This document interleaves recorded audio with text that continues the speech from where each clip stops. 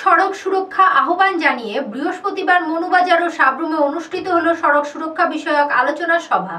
নিরাপদ সড়ক সুরক্ষার আহ্বান জানিয়ে বৃহস্পতিবার মনুবাজার থানা এবং সাব্রুম অটোরিকশা স্ট্যান্ডে সড়ক সুরক্ষা বিষয়ক সচেতনতা শিবির অনুষ্ঠিত হয়।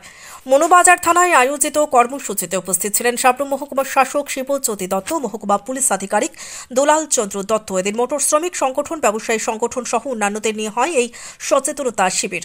অপরদিকে এদিন বিকেলে সাব্রুম অটোরিকশা স্ট্যান্ডে আয়োজিত সড়ক সুরক্ষা বিষয়ক আলোচনা সভায় উপস্থিত ছিলেন মহকুমা পুলিশ আধিকারিক দুলাল চন্দ্র দত্ত, সাব্রুম থানার ওসি অপু দাস, বিএমএস-এর সাব্রুম বিভাগীয় কমিটির সভাপতি সুভাষ দাস প্রমুখ।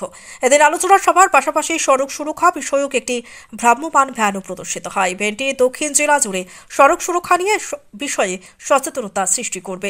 ব্যুরো রিপোর্ট, নবীন ত্রিপুরা। একটা হেলমেট দেয়া যখন একজন বাইক রাইডার যায়, তার প্রতি আপনার যে দৃষ্টিভঙ্গি তৈরি হইব, হেলমেট ছাড়া যে যাইতেছে, দুইজন বা তিনজন উঠেছে, তার প্রতি একটা দৃষ্টিভঙ্গি মধ্যে আপনার মধ্যে একটা ফারাক তৈরি হয়ে যাবে।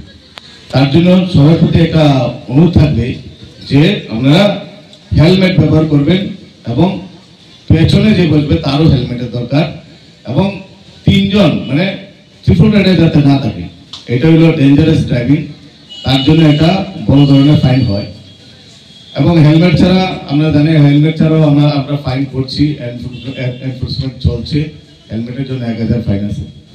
এইবার বিনা হেলমেট গেল, ট্রাঙ্ক এন্ড কন্ডিশনে আমরা বাইক চালাইতে দেখি, এবং কোনো পার্টি, কোনো বন্ধুর বাড়িতে, কোনো অনুষ্ঠানে, কোনো বিয়ে অনুষ্ঠান বা কোনো আজকাল ধর্মীয় অনুষ্ঠান থেকে ফেরার সময় প্রচুর একটা ইয়ং জেনারেশন পাওয়া যাচ্ছে যে রাস্তাতে ট্রাঙ্কিং কন্ডিশনে বাইক চালাচ্ছে।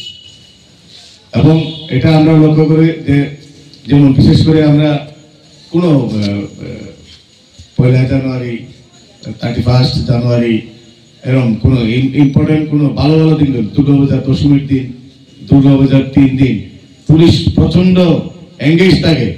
এই স্পিডে যারা ওভার স্পিডে চালাইছে বা হেলমেট ছাড়া যারা চালাইতেছে বা ট্রাঙ্ক এন্ড কন্ডিশনে যারা চালাইছে, তাদেরকে ডিটেক্ট করার জন্য এবং ইনসিডেন্ট যাতে কম হয় তার জন্য খুব অত্যন্ত চেষ্টা করে প্রতিনিয়ত।